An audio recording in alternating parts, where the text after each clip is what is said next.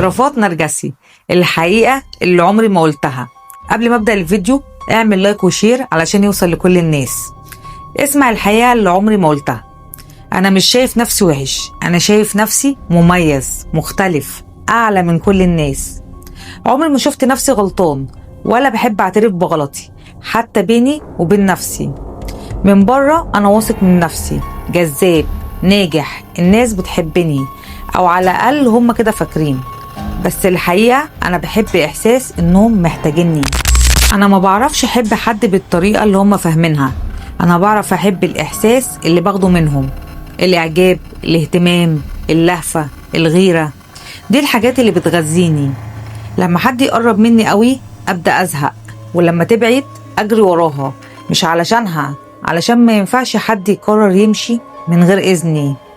انا بعرف اقرا الناس كويس، بعرف اقول ايه خليهم يتعلقوا بيا، وبعرف اعمل ايه خليهم يحسوا انهم غلطانين حتى هما متأذين مني. انا بعتذر اوقات بس مش علشان ندمان، علشان ما ينفعش اخسرك قبل ما اخد اللي انا عايزه.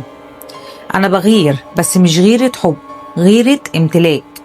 انا بخاف بس مش من انك تمشي، انا بخاف تكتشفي ان انا من غير اعجابك ليا ولا حاجة. كل ثقتي دي مبنية على نظرة الناس ليا. لو بطلت الناس تبصلي باعجاب انا بختفي. مش بجرحك علشان اذيكي، انا بجرحك علشان احس اني اقوى. انا باذيكي في الوقت اللي بحس فيه اني اضعف منك وعايزة اسيطر عليكي. انا عمري ما حبيت حد بجد، انا حبيت الاحساس اني متحب، وفرق كبير بين الاتنين. انا شاطر قوي في قلب الترابيزه، ببقى غلطان وعامل كارثه ومصيبه وبطلعك انت اللي غلطانه، وبخلي الناس كلها تقلب عليكي وانا بطلع ضحيه.